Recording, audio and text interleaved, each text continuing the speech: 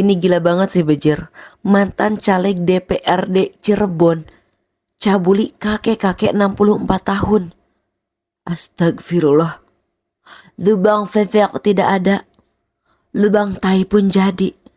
Tapi ini masalahnya bukan karena gak ada lubang vevek. Tapi emang doyannya aja seperti itu. Emang kelainan dan orientasinya seperti itu. Kejadian ini agak plot twist karena ternyata si pelaku ini sudah mengincar si kakek sejak tahun 2024. Yang padahal ya si kakek ini adalah mantan tim sesnya ketika dia mencalonkan diri menjadi caleg DPRD. Selama 2 kali dia nyalon, 2 kali juga si kakek ini mendukungnya. Tapi ternyata dia malah menyimpan sesuatu terhadap kakek tersebut. Jadi si pelaku ini memanfaatkan kecerdasan AI dengan mengedit foto si kakek dengan tanpa busana. Terus dia menceritakan ke si kakek bahwa katanya mah dia akan menyebarluaskan foto telanjangnya si kakek. Padahal mah enggak. Padahal mah itu foto AI. Cuman mungkin ya dimaklum ya karena sudah tua juga ya, tidak bermain media sosial dan HP, akhirnya dia memohon agar foto tersebut dihapus dan diiyahkan sama si pelaku. Hanya saja si pelaku memanfaatkan momen tersebut. Ya, dia memanipulasi dan juga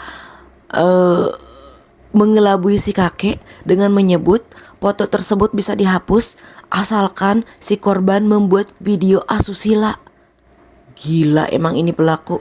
Asuk ini si pelakunya. Cuman ya karena dimanipulasi tadi dan juga ditakut-takuti, akhirnya korban memenuhi apa yang diinginkan oleh si pelaku ini. Sampai akhirnya si pelaku membawa korban ke sebuah hotel di Cirebon. Dan di hotel tersebut si pelaku menyuruh korban untuk membuat video asusila dengan seorang kang pijat. Lalu si pelaku memvideokannya.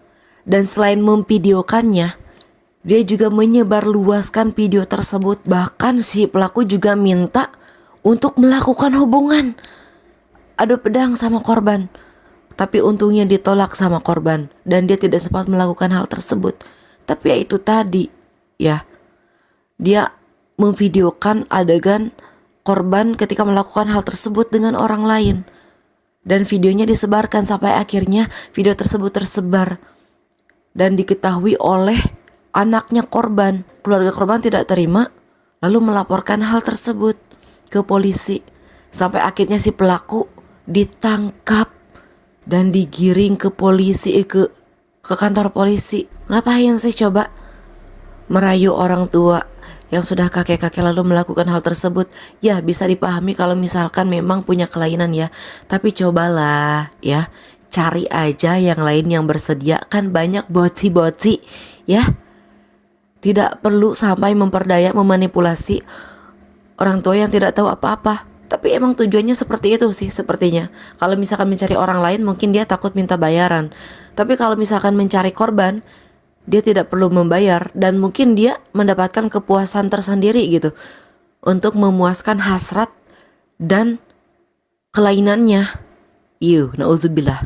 Untung banget 2 kali nyalek, 2 kali juga gagal, dia gak keterima.